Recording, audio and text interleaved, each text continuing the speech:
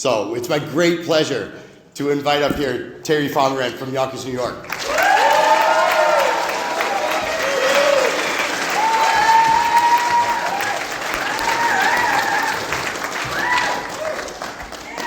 Good evening, Toronto. My name is Terry. I'm a cocaine addict. Good to be here, Chris. Thank you for the intro. Pew, pew, pew. There we go. Oh, man. What an honor and privilege to be here. I want to personally thank the committee and everyone who put this together. This was absolutely beautiful. This is probably the most fun I've ever had in my entire life, so thank you. A special thank you to Pavin and to Fisher for advocating for me to be here. I wouldn't be here without you guys, so thank you very much. I believe in miracles because I am a miracle. I'm going to say that one more time. I believe in miracles because I am a miracle. Amen. I'm a miraculous demonstration of the power of God in one's life. And the miracle happened on June 1st, 2019, where the gift of desperation screamed louder than the obsession. It actually screamed louder than the craving that was beyond my mental control. I didn't quit getting high. I was separated. All right, I have a home group. It's called Outright Mental Defectives. We meet us tomorrow. That's right. Pew, pew, pew. We meet tomorrow, Saturdays at 3 p.m. Eastern. It's a speaker meeting. They speak for 50 minutes. And then we have Q&A afterwards. And, you know, God showed me how to create the fellowship around me. And I want to give a special shout out to Off the Rails. That was the first Cocaine Anonymous meeting I ever went to.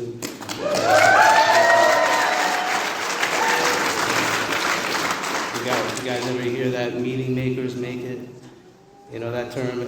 It's true. If you do make a meeting, you do make it. But what it really meant was when I create a meeting, I make it. When I create the fellowship that I crave around me, I make it. Yeah. I have a sponsor. I also sponsor others. I don't even like the word sponsor. I like spiritual tour guide or spiritual advisor. In Chapter 7, working with others, when we approach an individual, they're a prospect, then they become a candidate, they then become a protege. Protege is that someone's very special to you, and then we become lifelong friends. And that's how I view the people that I work with. It's not a hierarchy. It's not me standing on a spiritual mountaintop screaming hallelujah. Right? We're walking shoulder to shoulder, hand in hand on the broad highway together. And these people become my sponsors because I could go cuckoo for Cocoa Puffs as well. So, you know, before I drank and before I got high, I had this internal discomfort inside, this internal dis-ease, this feeling of inadequacy, feeling of insecurity, fear of what other people thought of me. You know, there's a line on page 52 that says we couldn't make a living. That's one of our bedevilments. And I was taught to take statements and turn them into questions to make this book talk to me personally. I mean, I could read all day about the first 100 or first 80, right, page, and how boring they are. But if I take statements and turn them into questions or considerations, the book starts to talk to me personally. And someone asked me that question, can you make a living? I'm like, no, bro. I'm in rehab in Minnesota. I don't even know where I'm at in Minnesota. Where am I at? Am I near Canada? Am I near North Dakota? Why does everybody sound like they have a French-Canadian accent that's mixed with a Southern accent? Right? I mean, and but after studying this book a little bit further, and thank you, Paige, for allowing me to use your book. After studying this book a little bit further, it means I'm not comfortable living in my own skin, and that's exactly how I felt before I got high. And then I found alcohol and drugs. You know, when I was drinking and getting high, I was amazed before I was halfway through. And when I was getting high, I was going to know a new freedom and a new happiness. When I was getting high, I suddenly realized that alcohol and drugs was doing for me what I could never do for myself. Right? You know, I went to 4 rehabs in high school. I was mandated, more like mom dated to these rehabs, right? And it was so funny because I remember sitting in these rehabs and like, I just had a lot of fun. Like, what am I doing here? And it's very similar to Fred's story. You know, he said he conceded he had some of the problems, right? He's just a little pregnant, right? And when I got out of rehab, I didn't want to stop. It talks about that in the doctor's opinion. Men and women drink essentially because they like the effect produced by alcohol and drugs. I like to change that word, like to love. I love the effect produced by drugs and alcohol. And I found the second love of my life, and that was painkillers. I had shoulder surgery. I dislocated my shoulder. And I took that pill, and I was like, this is the meaning of life. This is it. And you know how crazy I was? I actually faked an injury so I could get another surgery to get more pills. That's how crazy I was, man. I would do anything for drugs and alcohol. It was the love of my life. I was willing to go to any lengths for it. That was me. And about 4 years prior to me stopping, I had this utter inability to leave alcohol and drugs alone. I developed what is called a phenomenon of craving that comes in the form of an allergy. In the 1930s, the definition of allergy means an abnormal reaction to food, beverage, or substance. So whenever I drink, I get thirstier. I want more. Whenever I get high, I want more. I'm basically become a machine without an off button, right? I take a drink, the drink takes a drink, the drink takes me. I remember I took a bump of cocaine and I was supposed to be at a wedding, and I ended up at a different state in the United States. Right? Then I told my wife that I got hit by a car and I was unable to make that wedding. And she's like, "You okay over there?" I'm like, "Yeah, my knee's a little sore." Right? And I have this abnormal reaction to drugs and alcohol. When I drink and drug, I want more. However, I also have another abnormal reaction. Whenever I am sober, I have an abnormal reaction to sobriety. I have an abnormal reaction to abstinence. When I'm sober, I'm restless, irritable, and I'm discontented. Right? I feel like, that comes from the doctor's opinion. Those are some kind words. When I'm stone cold sober, I feel like ripping my skin off. Why is that? Because you took the love of my life away from me. It was the centerpiece of my life. I remember someone asked me, "What did you expect when you first got drunk and high?" And I was like, witchcraft question is that? But that's all I knew. I got high in the morning, I got high in the afternoon, I got high at work. It was a normal piece of my life. And then you take the love of my life away from me. My body yearns for it. I want it. And I'll do whatever it takes for it. I'll run you over the Mack truck in order to get cocaine. That's who I was. In 2018, I had a heart attack.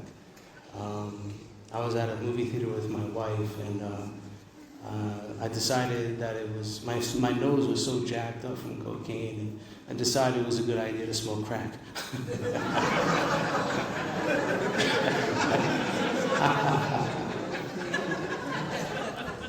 I lose my breath in this movie theater. I'm like, what the heck is happening? And I look over at my wife. I'm like, "Hey, I don't feel too well." And she's like, "You're always sick. You're cry wolf at this point, dude." Right? And then we're driving home, and she notices that my eyes were turning blue. And she said, "We're going to the hospital." I'm like, "Nah, you said I was crying wolf. I'm good. We're going home." And we went home, and I lost my breath again. It was about 15 to 30 seconds, where I could not breathe. Agony. Right? Felt like a horse kicked my chest. And I was sitting on my couch, or lying on my couch. I was kind of like my chest was towards the cushions. And all of a sudden, I lose my breath again, and my cat comes up. He's got 2 feet on the bottom of the floor, 1 paw on the base of the couch, and he pulls his other paw back here, pulls my shoulder back here. I lock eyes with my cat. I've never seen my cat do this in my entire life. We locked eyes for 1 minute. It felt like an eternity. And I said, "Okay, I'll go to the hospital." All right, let's go.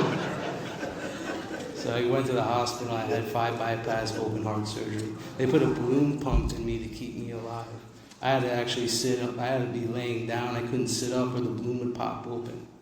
Right? It was crazy. I was detoxing in the hospital, and the doctors were like, "What's wrong with you?" I was hitting that morphine button every 8 minutes. The morphine button. I was hitting that baby every 8 minutes, and they're like, "What's wrong with you?" And I couldn't tell them the truth. Right? Developing and grasping a manner of living that demands rigorous honesty? Yeah, okay. I developed and polished a manner of living that demanded rigorous dishonesty. I didn't want anyone to know who I was, how I searched madly for the drugs every single morning, how I stole Chris's wallet and helped Chris look for it. And, I lived a double life. The doctor told me if I ever got high again, I would have another heart attack, or I'll be back there, or I would be dead. I stayed sober for 2 months after that because of fear. I'm going to throw this out there. Fear is an unreliable higher power. Period. It's a false god. I'm going to throw this out there as well. Success is an unreliable higher power. People are unreliable higher power. Your sponsor is an unreliable higher power. Self-knowledge is an unreliable higher power. Me knowing every single definition, 1930s definition of the big book, right, Paige? Pew, pew, pew. Right? God, I love her. I love you, Paige. Is not going to help me stay clean and sober. It will not help me in those strange mental blank spots. It just won't. I remember I was cleaning my trunk out. It was 2 months after the surgery. It was in March. Right? And all of a sudden I go to my golf bag and I see a bottle, a flask, and I see a bag of cocaine, and I'm like, whoa, there's the love of my life. There she is. All right? I don't know about the mental blank spots. It's extremely difficult to explain. It's like I could have Charlie Brown's principal talking to me like, womp, womp, womp, you just had open heart surgery, womp, womp, womp, you're living in your car, womp, womp, womp, you're going to die. I don't hear any of that. The obsession is a singular thought, which is an irrational thought, which crowds out all other thoughts. I see the love of my life. Very similar to what Bill's story, you know how he walked into a bar to telephone a friend, and all of a sudden he's drinking at the bar. He's like, how'd I end up here? Let's look at that for a second. This cat walked into a bar to telephone someone, walking by the bar, he's going, let me make that right to the bar. Went right to the bar, sat down, waited for the bartender for maybe, 1 or 2 minutes, ordered a drink, waiting for the drink to get to him, then actually gets the drink, takes a shot, takes another, and holding. He's like, how did I end up here? That's exactly what the mental blank spot is. Right? I am unable at certain times to bring into my awareness or my consciousness with sufficient force the pain and humiliation which has happened a week or a month or 2 years or 5 years or 10 years or 30 years ago. I'm without a defense against the first drink and drug. I am part of the no matter what club. I'm going to get high no matter what. It's going down unless I have a defense. And I did not have a defense, and I picked up right where I left off. I get a call from my wife. She's in the hospital. She had blood clots in her lungs. Her father died at age of 50 of blood clots. Her sister died at age of 30 of blood clots. You'd expect a husband to be by her side holding her hand. I just got trashed. I got trashed, right? According to her, it was 5 days later that I came to. I thought it was 2. She was home out of nowhere, and she always makes sure that I mention this when I get to this part, because I just found out about this 2 years ago. That when she called me and told me that she was in the hospital, I told her I could care less if she lived or died. That was me, a tornado roaring through the lives of others. Sweet relationships are dead, hearts are broken, right? You know, that person is dead, but that person could be easily resurrected again if I took a drink or drug, period. I said, okay, I have a problem. Then I started going to the meetings, and I started to hear my story, and I'm like, that's me, like Bill D, right? That's me. I thought I was a lone wolf, a lone ranger, the only one that thought the way I thought, the only one that felt the way I felt. I literally got twins everywhere. I got twins in Canada. I got twins all over the world. It's amazing, you know? And then I was approached by people who were armed with opinions in the beginning, you know, and I don't blame them. I used to knock them on the podium, but I don't anymore. You know, these people were taught by people armed with opinions, and they were taught by people armed with opinions, and so on and so forth. These are people who cannot or will not completely give themselves to this simple program. I don't blame them, because I was one of them. I resisted everything in this program until I got my butt thoroughly whooped. I have what is called ADD, Addict Defiance Disorder. I resisted everything. Everything. So I needed a drink. Until I got my butt whooped. I did the work that was outlined in the Big Book of Alcoholics Anonymous, and my life changed. So I'm still going to meetings. I'm high during meetings. You know, I thought I was crafty. I know who knows, right?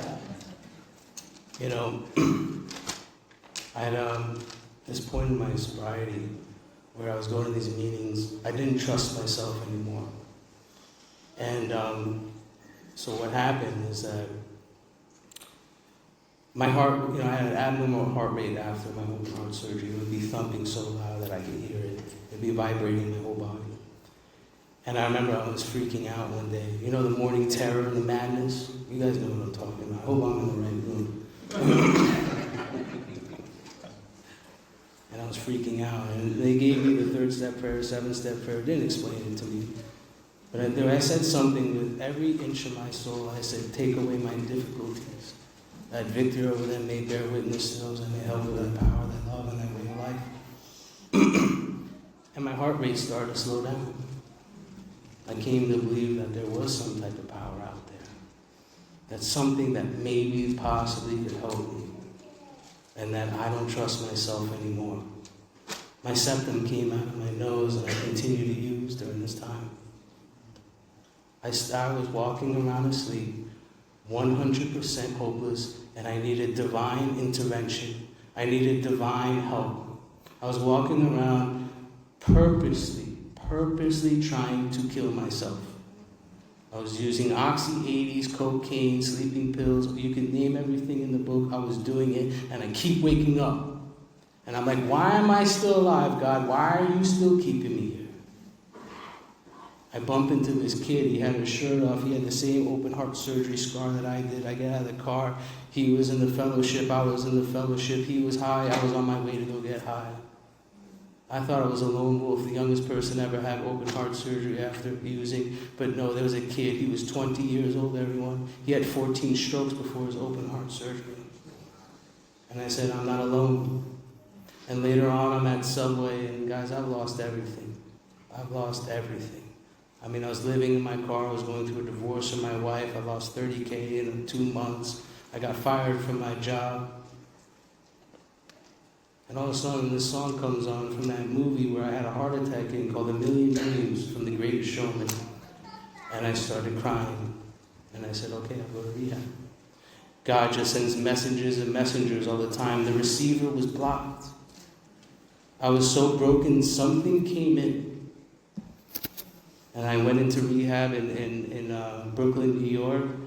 And that was funny. The first question is like, what do you hope to get out of here? And I said, I no longer want to be the actor anymore. I no longer want to play God. And they asked me, when was the last time you used? And I was like, last week? They're like, we just took your piss test, dude. And I'm like, yesterday. And they like turned the light off and on. It was like a weird bright light experience. And I was like, okay. And then 5 days in, I'm good. I'm ready to go home, feel better, look better. Oh yeah. I called my mommy. I'm like, Mommy, can I come live with you? I'm living in my car, remember that. I need a place to stay. And I said, Mom, I need to come home. And she's like, no, you need to stay there. You're safe and protected. I don't know. After that, I was looking at myself in the mirror of my phone, and I said, you know what, Mom, I'm lying. I just wanted to come home and get high. And after I got off the phone, I said, I'll stay here. And my birthday's on June 30th, so I had to stay in that rehab until July 1st. And I said, I'll stay for my birthday too, I don't care. And I got down on my knees and I abandoned myself utterly to a power that I never believed in, could care less about. Something miraculous happened. I don't know what it was. It was electric. Bill talks about it on page 14. It was electric. It was like a shock. I was like, whoa, what happened here? I felt lifted up, right? It was like a great clean wind blew through and through. It's like going from a hot room to a cold room. It's wild, right? It was utter confidence, not me being cocky. When I'm in the presence of God, I am supposed to feel confident, right? There was a sense of victory. What does that mean? The battle is over, everyone. The battle is over. It says my mind went somewhere. My old alcoholic. He said he went to the doctor to see if he was still sane. Why? Because his old mind is gone. That's what happened in that moment. I remember I took a psychological test the next day. I scored under 10% on my anxiety levels. I had restless leg syndrome 5 days ago. Like, I was crazy. I was walking around this rehab telling everybody I found God. And like, who is this crazy cat? Like, who is this dude, right? And they recommended I go to a treatment center in Minnesota. And at first I said no. And they said, Terry, you lost everything. What else do you have to lose? So I go out to Minnesota, and I was introduced to this place called The Retreat. It's a wonderful program. It's a non-clinical, non-insurance, right? You pay out of pocket. And it's all designed around the big book of Alcoholics Anonymous. There's 4 people on staff. Everybody who is there is doing 12-step work. Right? I was going through the steps while I was in rehab. You go through the first 9 steps in rehab and you're making amends when you're out there. Right? I mean, talk about the purity of the message. This is where it was. Right? And this was the first time I opened up the big book of Alcoholics Anonymous. And guys, I did not want to pick it up. You know why? Because I thought it was too big. Like, screw that thing, man. And when I opened it up, the first page that I looked at, it says, there is a solution. Yeah. Who's got under a year here? Anyone got? There you are. We have a way out. We have a way up, and we have a way out. I believe in miracles because I am a miracle. I'm a miraculous demonstration of one today. And on top of page 25, it says, so many want to stop, but they cannot. You know why? Because they don't know the information. It's my responsibility to pass it along to you. I learned about the real alcoholic or the real addict on page 21 and 20 and 21. How I'm not different from other people. I'm different from other drinkers and different from other users. I'm different from the moderate users. These cats can take half a shot and walk away. That ain't me. Like, what are you doing with half that shot? Give that to me, right? Well, what about the hard drinker of sufficiently strong reason, ill health, falling in love, or change your environment? These cats could stop or moderate. I had a doctor point blank tell me in my face, you will die if you ever get high again. That didn't stop me. But what about the real addict? Right? My qualifiers, I lost all control once I put liquor and I put it into my system. Right? I learned about the phenomenon of craving, how I'm medically and physically powerless over drugs and alcohol. Right? I learned about the obsession of the mind on page 24. How me on my own power, pages 23 to 43 are my favorite pages in the big book. How me on my own power, choice, and control, I will drink again. I lost the power to choose whether I'm going to drink or not. I also learned on page 24 how I'm beyond human aid. Rehab's a human power, everyone. That did not stop me. My sponsors are human power. My family is a human power. Jails are a human power. Right? I learned through repeated humiliation, everyone. Repeated humiliation. Let me say that one more time. Repeated humiliation.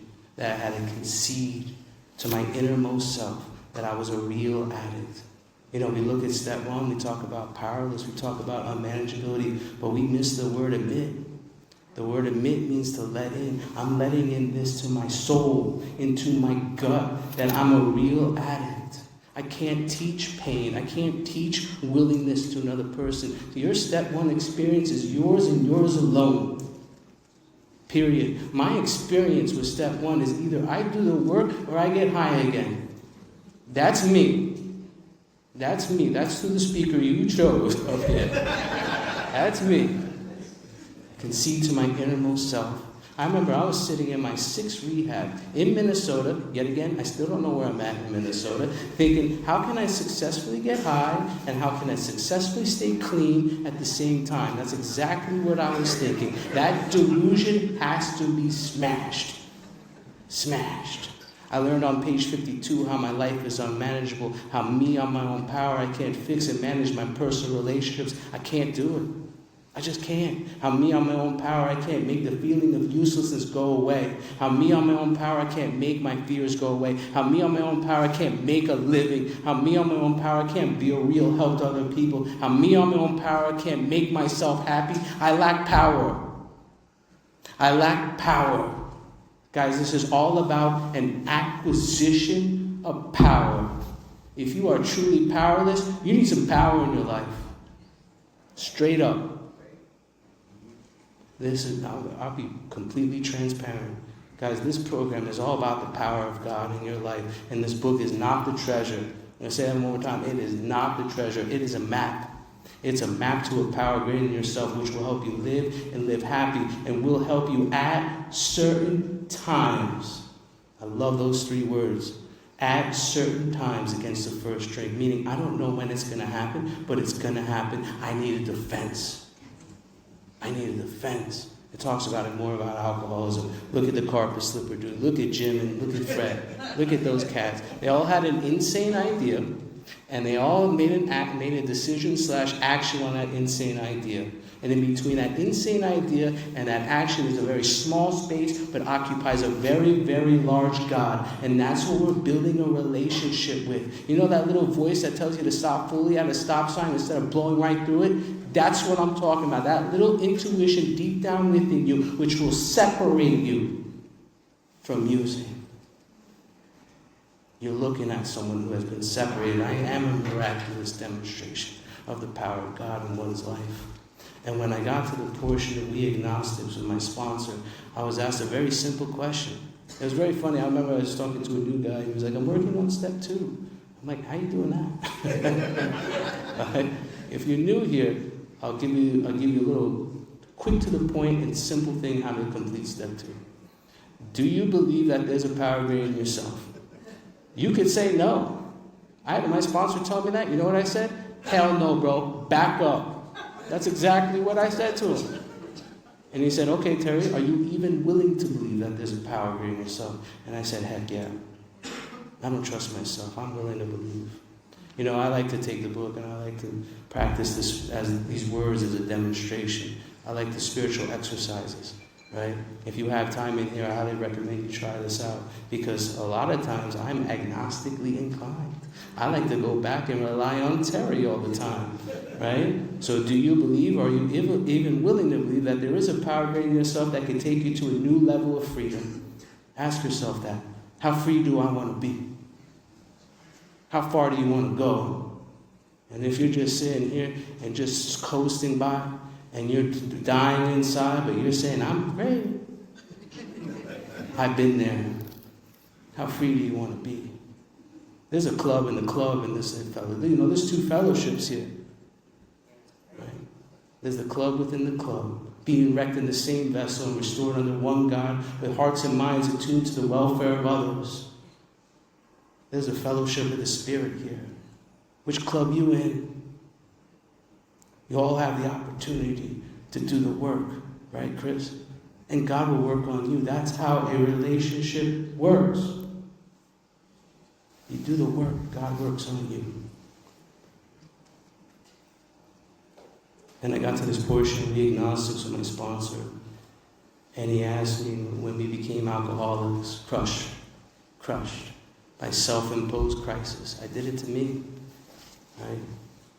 I could not postpone or evade this question anymore. I had to fearlessly face this proposition that either God is everything or else he is nothing. He either is or he isn't. What is your choice to be?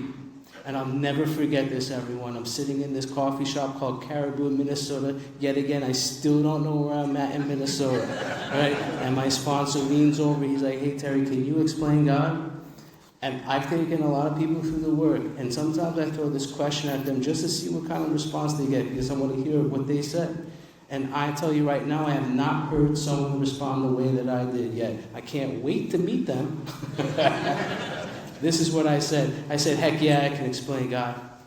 I said, hell yeah, I can explain God. God is love. God is godly direction. God is blah, blah, blah, blah, blah. And then all of a sudden I become completely tongue-tied, and my sponsor's like, come here, buddy.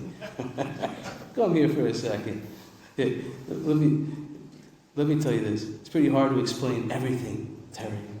He says, because God is everything, and everything's God, and you're not God. And right then and there, everyone, I was rocketed right into the 4th dimension of existence. I couldn't even dream. God can't be explained, but he can be experienced.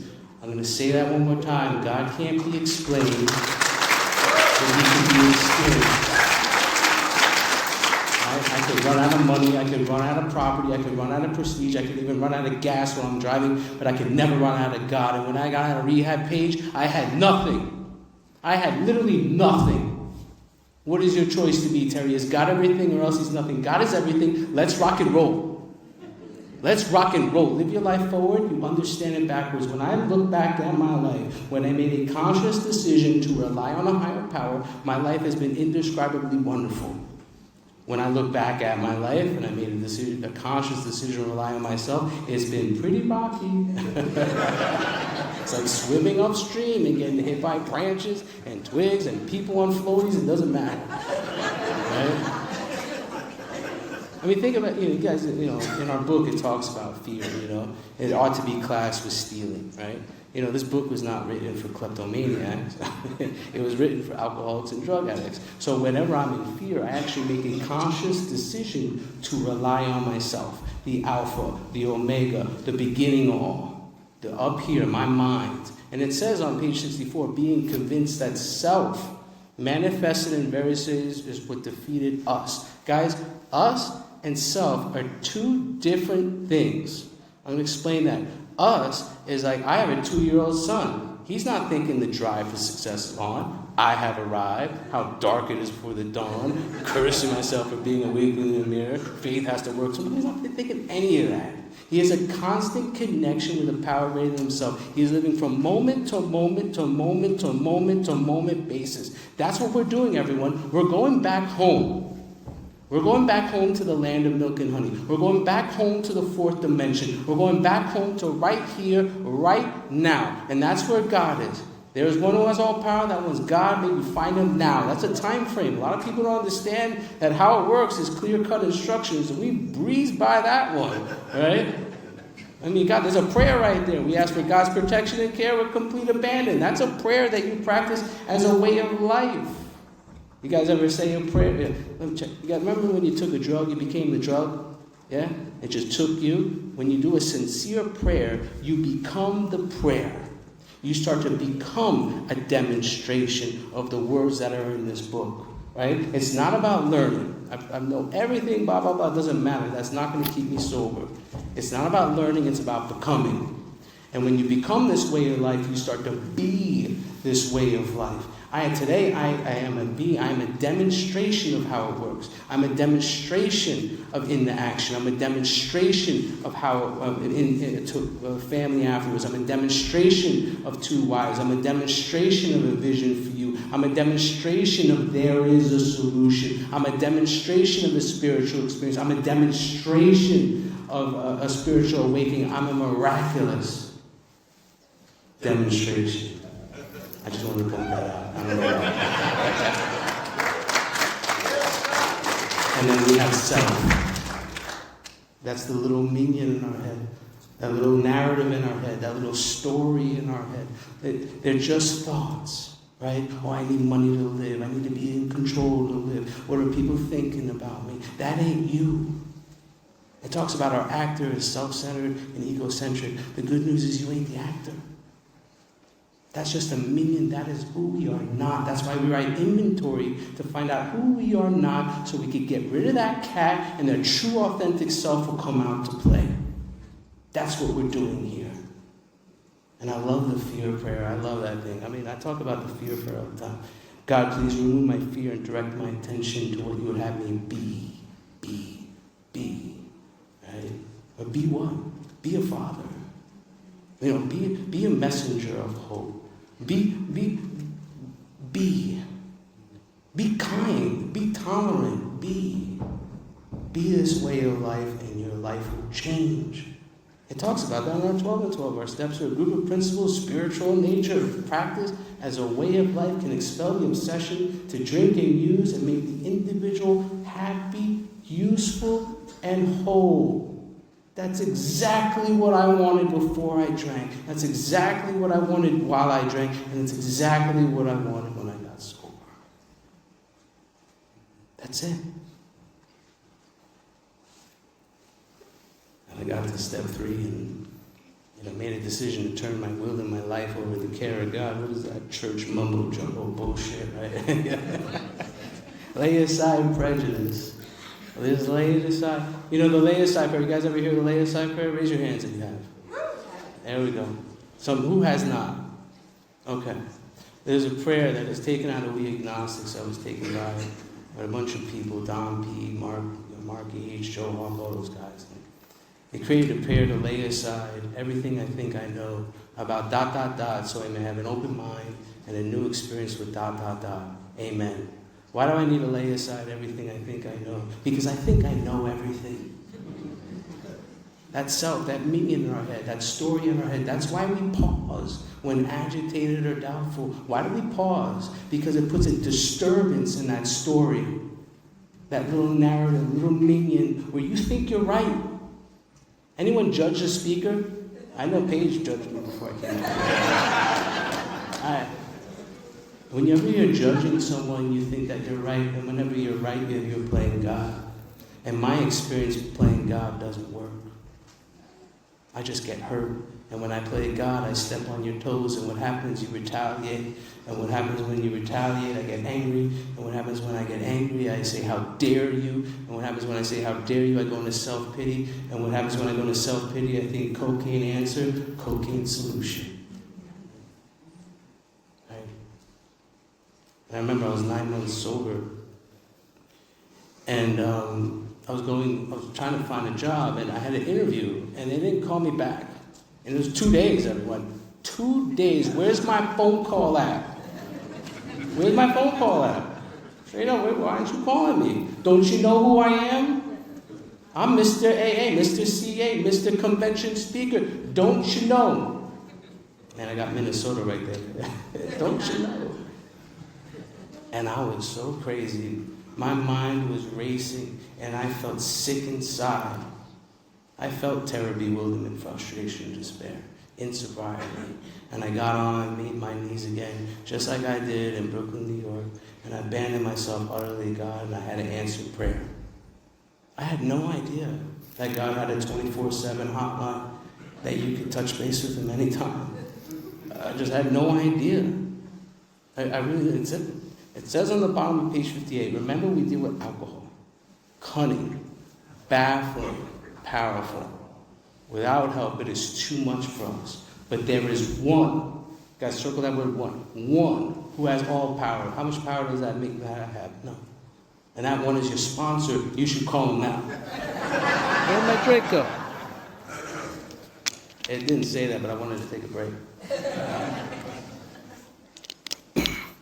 It doesn't say that. It says there is one all power. That one's Paige. You should call her now. No, it doesn't say that.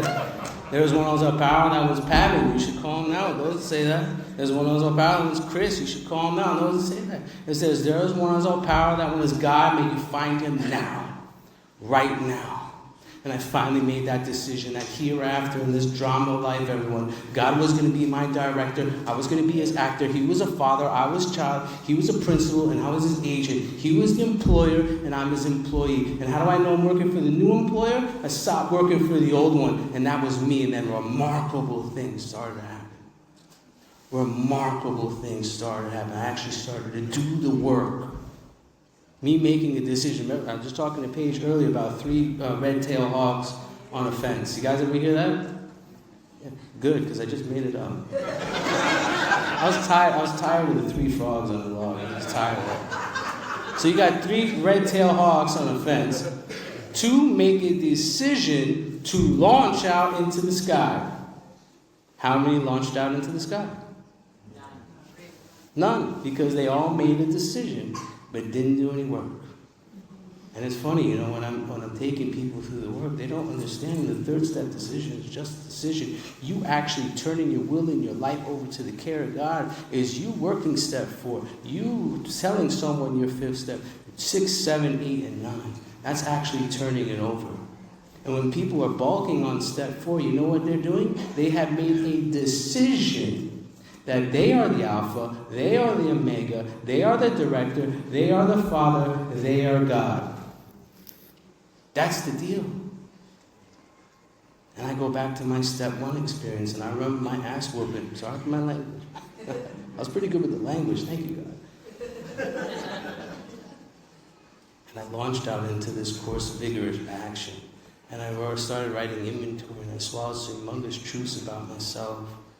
You know, the resentments is fascinating. So it's a trick. It's a trick to look at our selfishness and self-centeredness. And the real transformation that really happens is from column 3 to column 4, right? And what happens is this little prayer on page 67. And I hope you guys brought your big books to class. I didn't, so I asked Paige. You know, our 12 steps says to carry this message. Right? And having had a spiritual awakening as a result of the steps, we carry this message. What message? The big book of Alcoholics Anonymous. Right? And the solution could get pretty watered down by the fellowship. That's like me going to Paige and saying, hey, Paige, the common solution is spiritual experience. And she goes, tells Pavement, and Pavement tells Chris. Chris tells Ryan, and Ryan comes back to me and tells me the New York Mets won the World Series. Bring your books to class next time. I hope you do it for tomorrow. And there's prayer right here, and it says, we ask God to help us show them, whoever it is, the same tolerance, pity, and patience we would cheerfully grant a sick friend. When a person offended, we said to ourselves, this is a sick man or woman, how can I be helpful? God save me. We say that the resentment prayer, anger prayer, it's more like the me prayer. Save me from me, God. Right? And this is where the real transformation happened for me. I had a resentment towards my wife. She took $50K from me. She pushed me. She used to hit me. And I was angry. I could not go into that fourth column because I kept looking at her. She did this to me. She did that to me. I was the great victim. The great I, the great MY, the great for me. I was the victim. She's the problem. And my sponsor just hit me with it. He's like, well, Terry, have you ever stolen money from her? And I was like, yeah? Well, then like ourselves, they are sick too, Terry. Well, Terry, have you ever hit your wife? No, I would never do that. I would never touch a woman. Not like that. No way. Well, Terry, have you ever been tempted to hit your wife? Yes. Yes, I have. He says, well, Terry, like ourselves, they are sick too. We are equals. The same pain that drives them drives me too. Right? I remember my sponsor asked me, he's like, Terry, you suffer from an obsession that's beyond your mental control, right? I'm like, yeah, I'm going to get high no matter what. I got that down. He's like, well, you think that your wife also suffers from an obsession that's beyond her mental control? We're blaming you? And I said, yeah.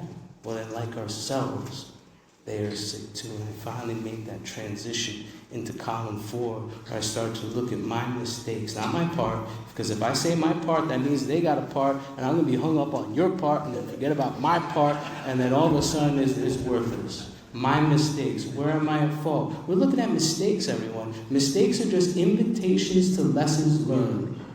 I learn from them. That's why I love the 10-step. I get to watch from my mistakes. Right? Because when I'm making these mistakes, I start to learn from them because I'm watching myself all the time. And then what happens when fear crops up, I ask God to remove it at once. And then I discuss it with another human being. And then I turn. I put the pause in that narrative in my story if I'm angry or fear. And I turn to you to get out of self. This is the deal, everyone. It's really simple.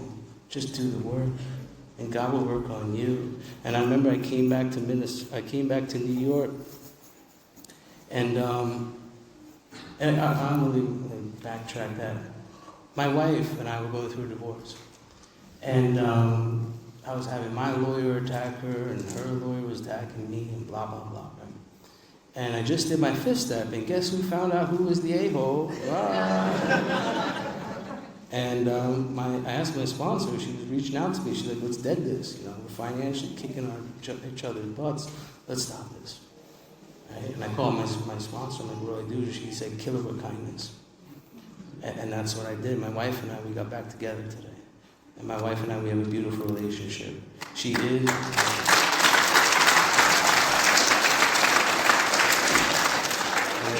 She is an Alna. And she does a great 10-step whenever I'm wrong. She promptly admits it. Whenever I'm wrong, she promptly admits it. I came back to New York, and I balked on step 9. And it's simple, but it's not easy, everyone. A price has to be paid. And that meant the destruction of self-centeredness. 1930's definition of destruction means to take apart piece by piece by piece. I need to take apart piece by piece by piece. Self-centeredness with action, with God's help. And sometimes we fall into a trap, everyone. God kept me sober. God kept me sober. God kept me sober. If that was true, the big would be 1 page and 3 words. God kept me sober. No. What it says, what we really have. I love that word really. What we really have is a daily reprieve contingent upon the maintenance of. I mean, that should be a song, maintenance of, right? Our spiritual condition. That means we've got work to do. Work. And when we do this work, then we catch the grace of God, which solves all your problems. In my experience, has been all my problems. And what happens, I balked on step 9. I went to a detox with these big book guys. This was in another fellowship, and these were big book guys. I'm going to say that one more time. These were big book guys. Thumpers. Love them. They're my peeps. I go to this detox. There were drug addicts at this place, and I'm like, I'm a drug addict. Here we go. Let's tell my story. And I am having dinner with these guys afterwards, and the guy leans over and he says, you know what, Terry, I'm concerned you're not a real alcoholic. And I was like, oh, what are you talking about? Like, Bill's story is literally my story. The allergy, when I drink, I get thirstier. Blah, blah, blah. I'm like, what are you talking about? Like, and afterwards, I was pissed. Like, pissed. And then after I'm walking away, and I'm like, maybe he's right. That's what I said. I said, maybe he's right. I had alcohol in my house. I was serving it to people. I couldn't walk past it. I could taste tequila on my mouth. I was going crazy for it. I was telling my wife I'm dreaming about it. It's whispering in my ear. I'm fantasizing about drinking. The obsession came back. Do the work, or drink again, or get high again. That's where I was. I was literally at a traffic light looking to make a left to go to a bar or make a right to go to a meeting. I called my sponsor. And I said, hey, spons, this is what's going on. He's like, did you make your amends? I'm like, no, I didn't make my amends. What are you, Baby Yoda over there? How do you know that? He's like, maybe you need to make your amends. And I remember I was sitting in my car for about 45 minutes, shaking, trembling, just like Dr. Bob did on page 155 and 156. I was trembling, praying for the willingness to call this kid. You know, and reminding myself I'm willing to go to any lengths for victory over alcohol and drugs. Reminding myself I'm willing to go to any lengths for spiritual experience, saying it over and over and over again. Right? And I accidentally called him. And he picked up the phone. He said, hey, Terry, where have you been? I miss you and I love you. I had no idea that people had loving compassion for me. You know, when you make these amends, they're scary. You know why they're scary? Because you're listening to the story that's up there. I think it's real. And I balk. People have compassion and love for us. They want what's best. They're happy that I'm not killing myself anymore. Straight up. And right then and there, I was rocketed right into the fourth dimension of existence. I couldn't even dream. Everyone, I found out the 2 most important dates of my life. It's not my sobriety date. It's not. My sobriety date just measures how much time I have. It was the day I was born and the day I found out why. And the day I found out why is to fit myself to be a maximum service to God and the people around me. Oh yeah, let's rock and roll with these amends now, baby. Yeah, let's rock and roll. Remember about 4 years ago, I'm begging God, why are you keeping me alive? I'm purposely trying to overdose myself. That's why. To fit myself.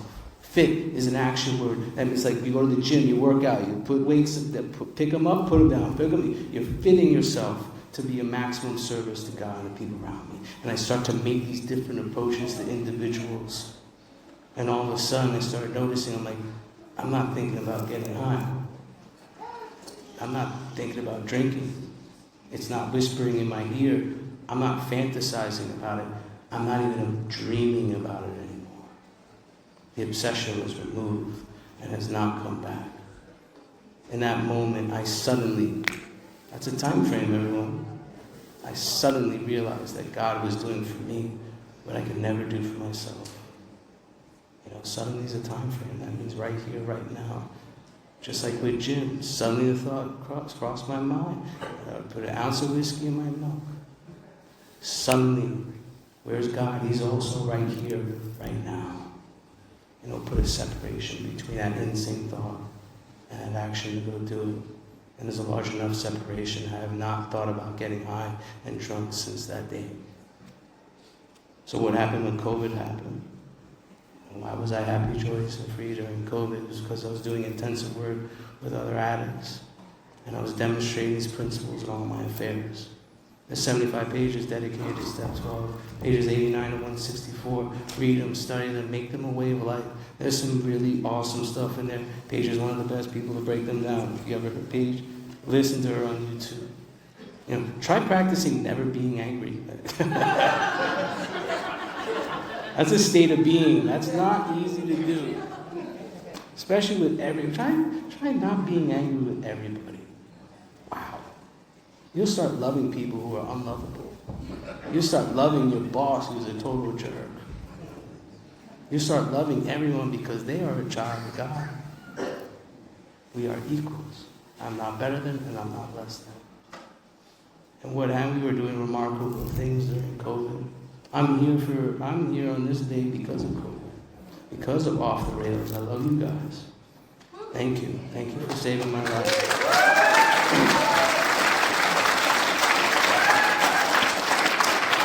I was only able to tell half my story in AA. Now I get to tell my whole story. And I can shout the solution all day. God, God, God, God. But why on earth does anyone want to have if I don't share the same problem? So like Dr. Bob, right? When Bill approached Bob, right? And Billy only had 15 minutes from Dr. Bob, right? Just only had 15 minutes. And then he came in here, he's like, all right, come in here, bro. That's how they talk back then. They said, bro. Hey, come on here, bro. Right? Bill didn't hit him with the solution. He didn't hit him with God. He told his story. He told the medical facts about alcoholism to Dr. P. Right? And then afterwards, Bill's grabbing his coat, he's putting it back on, and Dr. Bob's like, hold on, bro. Remember? That's how they talk back then. Come on, hold on, bro. Let me tell you my story. They shared experience, strength, and hope. If you take Cocaine Anonymous, you put it in the blender, the meetings, the traditions, the steps, the big book, and all that stuff, and you shake it up and you pour it down, it comes down to just one addict talking to another addict, sharing experience, strength, and hope. Right? So, what happened? I stopped doing the work. I stopped helping people. About 10 months in, I started to be semi-restless, irritable, and discontent. Right? I started to see terror, bewilderment, and frustration just start circling around me now. Right? You know, there's a line on page 82. And where's it at?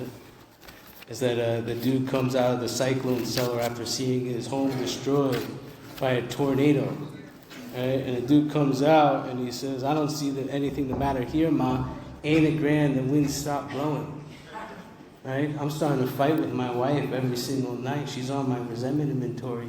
Ain't it grand the wind stopped blowing? I'm starting to gossip and slander is my code now. Not loving tolerance. Slander and gossip is my code. Ain't it grand the wind stopped blowing? Right? People, newcomers be calling me up. I'm like, dude, it's football Sunday. And ain't it grand the wind stopped blowing? There are people fighting for their lives on Zoom, asking for help, and I'm just playing video games with my video off saying, ain't it grand? 2 minutes? 5 minutes? 2 minutes? Okay. Okay. Ain't it grand the wind stopped blowing?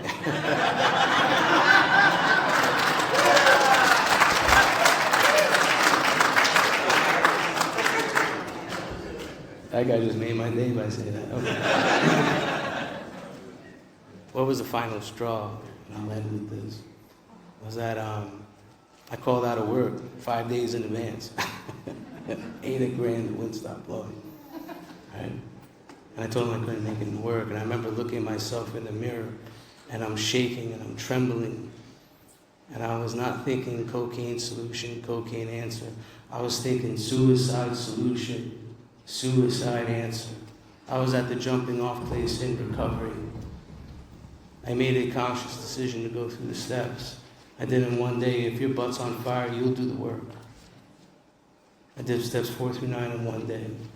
I made my amends. I took a nap. And afterwards, out of my 5th step, I had a fear that I couldn't get my wife pregnant. Right? I was like, I did so many drugs and alcohol, I could never do it, blah, blah, blah.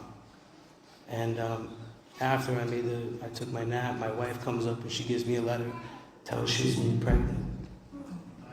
I was rocketed right back into the fourth dimension of existence, right then and there. You know what's really cool about the fourth dimension? When you're in it.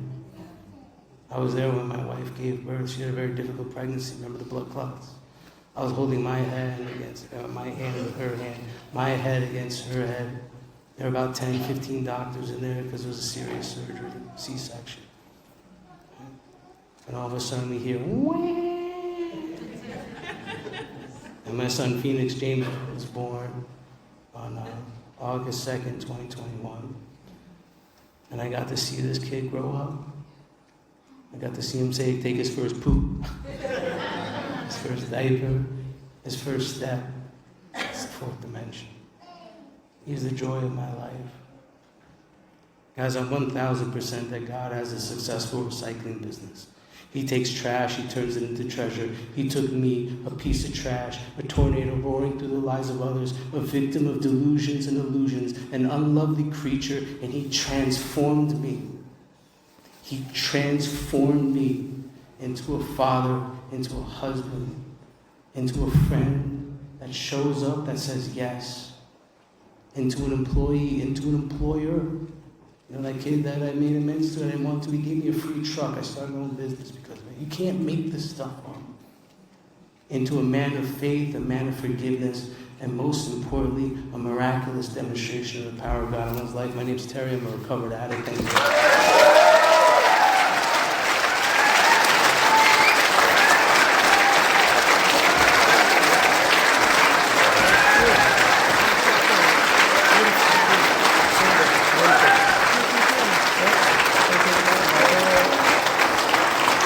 Stand up.